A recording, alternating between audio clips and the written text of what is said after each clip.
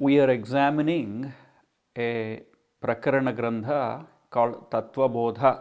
Tattvabodha was attributed to Adi Shankara. It is a Prakarana Grantha for Advaita Vedanta. Advaita Vedanta Prakarana Grantha, one of the introductory texts is Tattvabodha.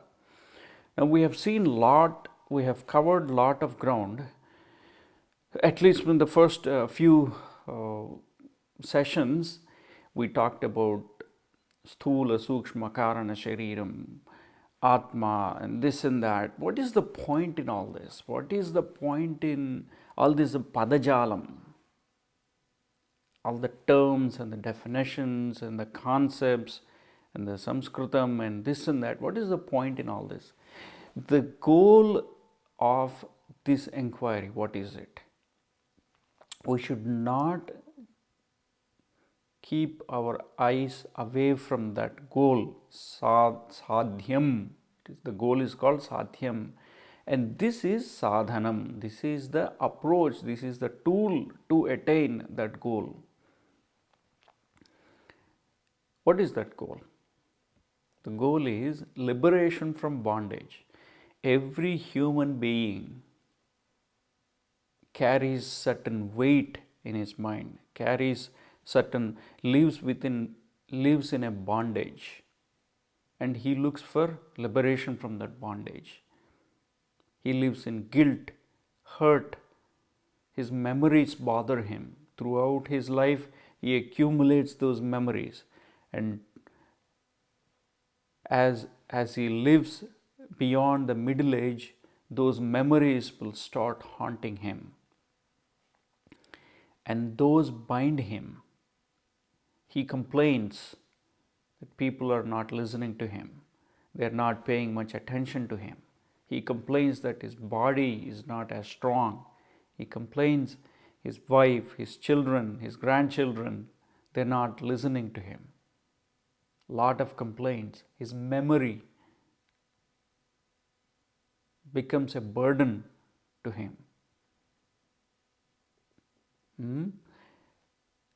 He complains about his professional life, his personal life, and so on. So he lives in a perpetual bondage.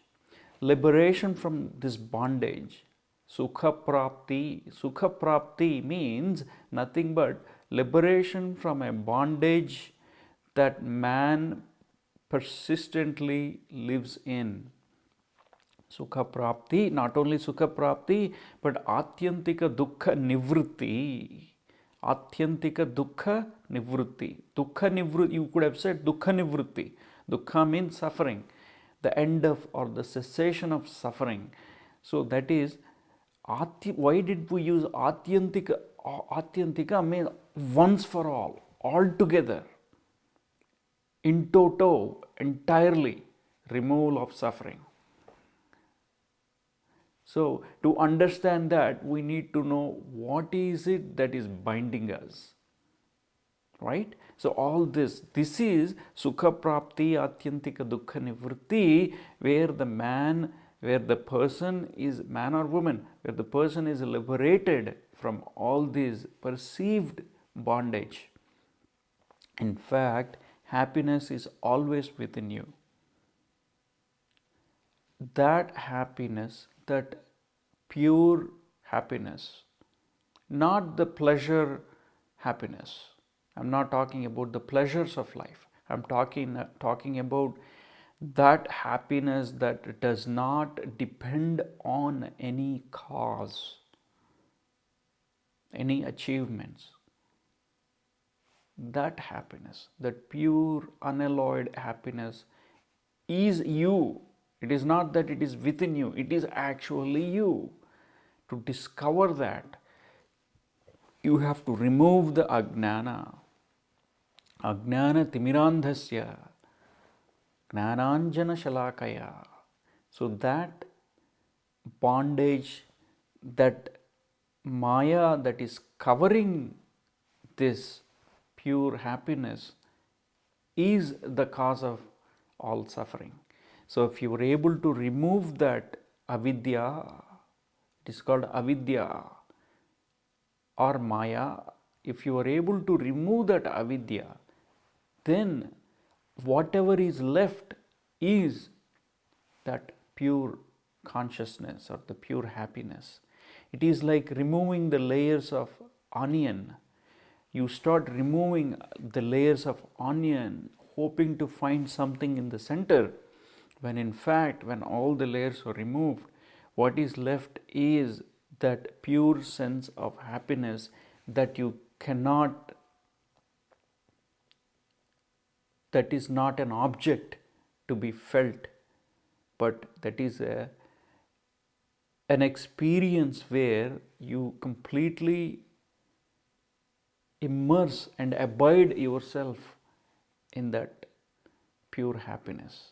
You cannot really touch it, you cannot smell it, you cannot feel it, but you know once you remove the avidya, you have touched the pure fountain of happiness.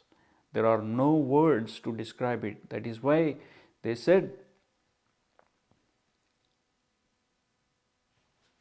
Anirvachaniyam, you cannot, Anirvachaniyam, you cannot describe with words.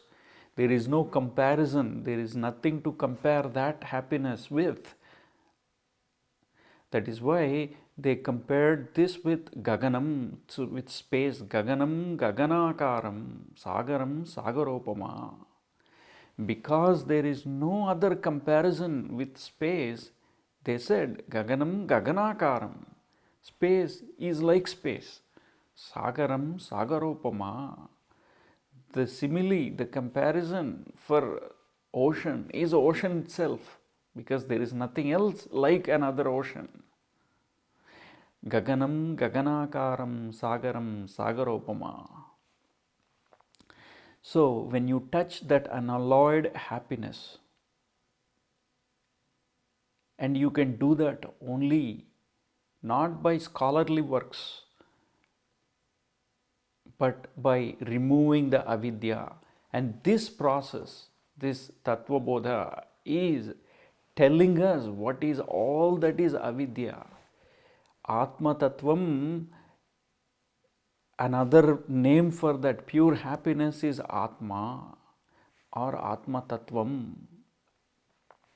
So, to get to that, Atma is not an object to define. Upadeshakanam karyardham brahmano rupakalpana. But what is all this rupa and the name and the form that we have given to all these gods and the god forms? Upadeshakanam karyardham upasakanam karyardham brahmano rupakalpana. For the sake of the upasakas, for the sake of those people who are doing upasana, they have given the names and forms. But if you look beyond the name and form, you will touch the pure happiness. And this Tattvabodha is taking us, is giving us a path to that self-discovery. So we have seen, that is why when they define this Atma, they define it in a negative way. They don't say, they give Satchid Ananda Rupaha, but before that they say all by negation of this, this, this and this, and by negating everything you will reach that pure happiness. Sthula Sukshma Kaarana Sarira Vitriktaha Panchakoshaatitas san Avastatraya Sakshi Satchid Ananda Rupa Sanyathishtati Sa Atma Saha Atma. Sa Atma. Sthula Sukshma Karana Sharirad Vetriktaha. That which is not beyond, that which is not, or that which is beyond. Sthula Sukshma Karana Sharira. So, Advaita Vedanta has a framework to examine ourselves both physically, mentally. Physically, Sthula Sukshma Karana Sharira. Sharirani. So, what is Sthula Shariram, Sukshma Shariram? We have seen in the last sessions. This session we are going to touch upon Kaarana Sariram. So, you understand these three, you understand to that extent, so that you completely know about them and reject them, that they're only happenings, they're only occurrences like waves within an ocean.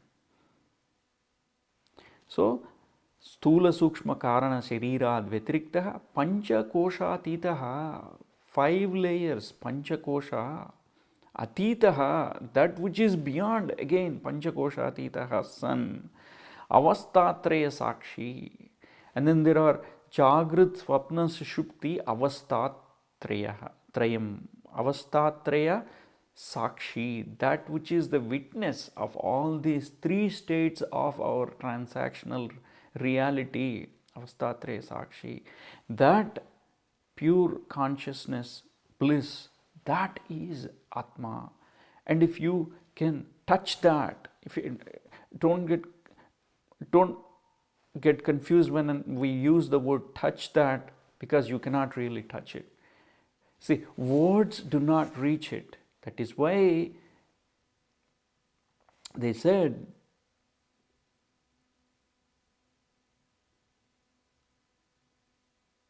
Chodyam va pariharo va kriyatam dvaita bhashaya. Advaita bhashaya chodyam nasti. Napi taduttaram. Chodyam va pariharo va. Question and answers, all these arise in this dvaita reality, in this transactional reality. You are listening to me, I am the speaker. But when you reach the Advaita state, there is no speaker nor the listener. There is only pure consciousness. To understand that Satchit Ananda Rupaha, that is Atma. You can use the word Atma, Parabrahman, Brahman, Paramatma, God, divine, self, pure being, pure consciousness. You can use any number of names to it, but it does not matter. What matters is that after removing all this avidya, you will attain that pure consciousness. And that is what we are examining. So far we have seen Sthula Shariram and Sukshma Shariram. Next, let's go to Kaarana Shariram. The author says, Kaarana Shariram Kim?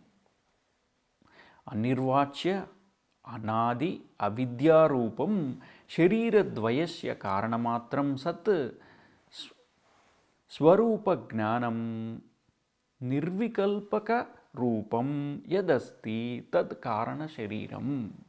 Let us see one more time. Lots of Sanskritam words. Don't get bamboozled, don't get awestruck by these padajalam, because ultimately if you discover your own avidya, the maya, then you really don't need all of this. But for the sake of mumukshuhu, we are doing this anyway. So anadi, anirvachya, that is unexplainable. Anirvachya, anadi, that which is na adi, that which is beginningless.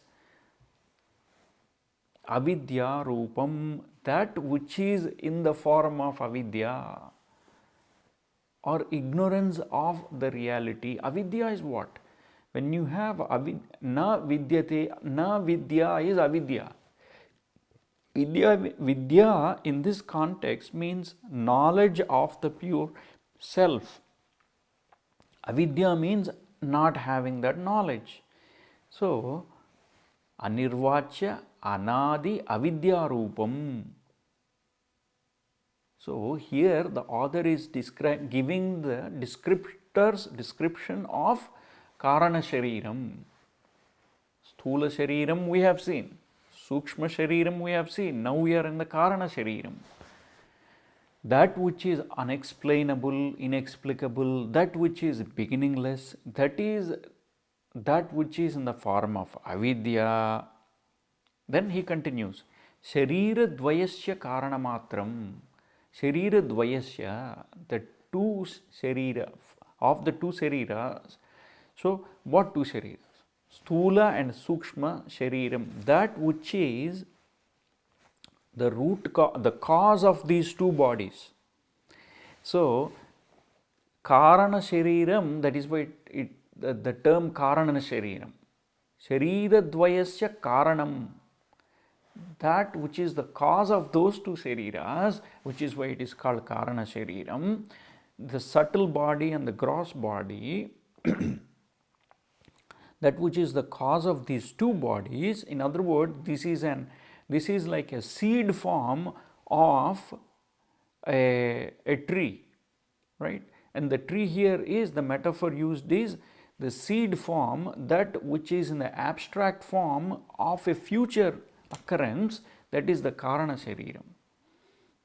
Sharira dvayasya karanamatram sat swarupa gnanam.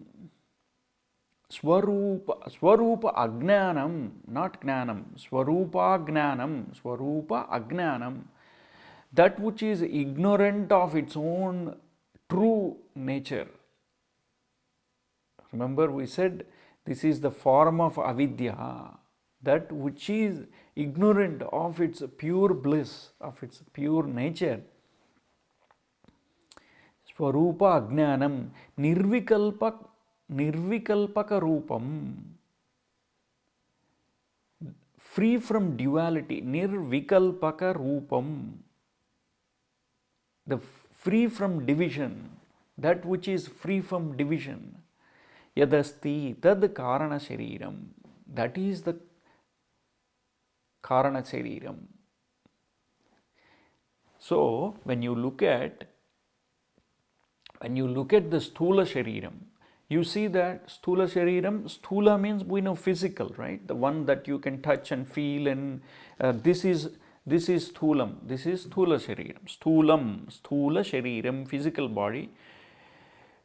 And we have seen what is sthula shariram. Panchikruta panchamahabhutaihi kritam sat karmajanyam sukha dukkadi bhoga bhogayatanam shariram asti jayate vardhate viparinimate apakshiyate nashyati iti shadvikaravat etadasti tad sthula shariram.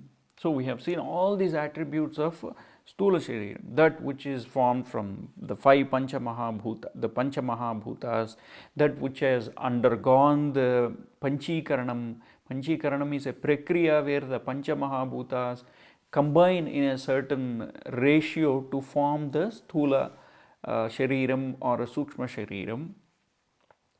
Apakshi, and that which goes through the 6 modifications.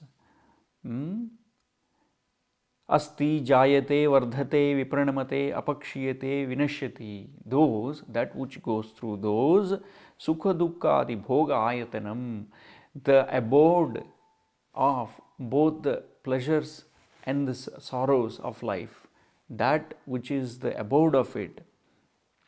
All this is the sthula shariram. And then we have seen sukshma shariram. Apanchikruta panchamahabhutaihi kritam sat karmajanyam sukha dukkadi bhoga sadhanam pancha gnanendriyani pancha karmendriyani pancha pranadayaha manaschaikam buddhischaika evam saptadasha kalabhihi saha yattishtati tat sukshma shariram.